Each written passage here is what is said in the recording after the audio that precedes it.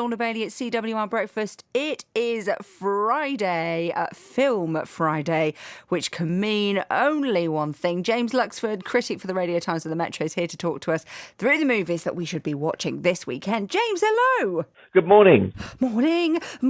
Lovely to talk to you again. There's a few films here, a couple of which are, I think they're all amazing films. It's a good weekend to go for. Which is your first pick? My first pick is the Lord of the Rings Fellowship of the Ring Saturday at 1:50 on 5 Star, the first part of the epic fantasy trilogy about the quest to destroy a ring that has the power to rule the world. This is the One Ring, forged by the Dark Lord Sauron. Sauron needs only this ring to cover all the lands of a second darkness. He's seeking it all. His thought is bent on it. Oh, how many hours do we need to set aside to be able to watch this film, James? I think it is only the first part of the trilogy, but I think these films are glorious and well worth the time. It's just well written, great cast, great action, epic in every sense of the word. I think if you like fantasy movies, this is as good as it gets. As you say, it's a long one. It's going to be about 3.5 hours of your time, but it's going to be worth it. Oh, amazing. And actually, not one that I've watched. I think my kids were just at kind of the wrong age for us to get right into those at the time. We were doing Alvin and the Chipmunks and stuff like that. However, that's definitely got to be one that I sit down. I might sit and watch that this Saturday afternoon. Right, there are a couple here that I have seen, both of which I really enjoyed. One, going back to the 80s, we'll deal with Labyrinth in a minute, but part of the Star Wars kind of, what would you call it, collection? There'd be a better word than that. You'll know it. Rogue One is on. Yes, Saturday, 7:30 on ITV. The Star Wars spin-off about their mission to secure the plans to a new galactic weapon named the Death Star. Can you be trusted without your shackles? Let's just get this over with, shall we? We've a mission for you. A major weapons test is imminent. We need to know how to destroy it. And I think this one was really well received, wasn't it, by Star Wars fans? Absolutely, yes. The new ones have been hit and miss, but this one has been one of the more successful ones, set just before the original Star Wars movie, and it really captures the aesthetic, the mood, the tone of the original movies.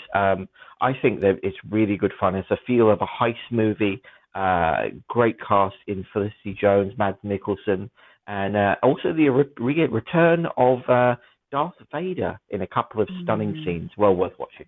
Definitely is well worth watching. And another one well worth watching, which I still remember being utterly terrified of David Bowie in this film, and that is Labyrinth. This, oh my goodness me. Yes, Sunday, 3:05 p.m. on the Sony Movies channel on your Freeview. It's Jim Henson's classic, starring Jennifer Connelly as a girl trying to save her young brother from the Goblin King, played so scarily by David Bowie. Excuse me? Oh, well, excuse me. I have to get through this labyrinth. Can you help me? Through dangers untold, and hardships unknown. You know your problem. You take too many things for granted. I mean, on the face of it, I suppose I haven't watched it for a long time, but he was so scary. It's a surreal film, and I think it's one of those things, particularly in the 80s, I think that family movies took a few more chances. They took a few more risks with the intelligence and the, I suppose, fear threshold of younger viewers. So a lot of them do come off as a little scarier, but I think it's great fun. Weird, funny, scary in parts, as you say, but also imaginative. It wasn't a hit when it came out in the 80s, but became beloved by audiences. And it's easy to see why. It's just great family fun. And James, film critic and TV critic for the Radio Times and the Metro, there is a lot of conversation at the moment about TV programmes, specifically ones that are being taken down, like Little Britain, discussions about Gavin and Stacey at the moment. What are the conversations that you're having amongst other colleagues about this and what's happening? Historically, TV shows and films, I know in America, Gone with the Wind has been taken down by HBO Max.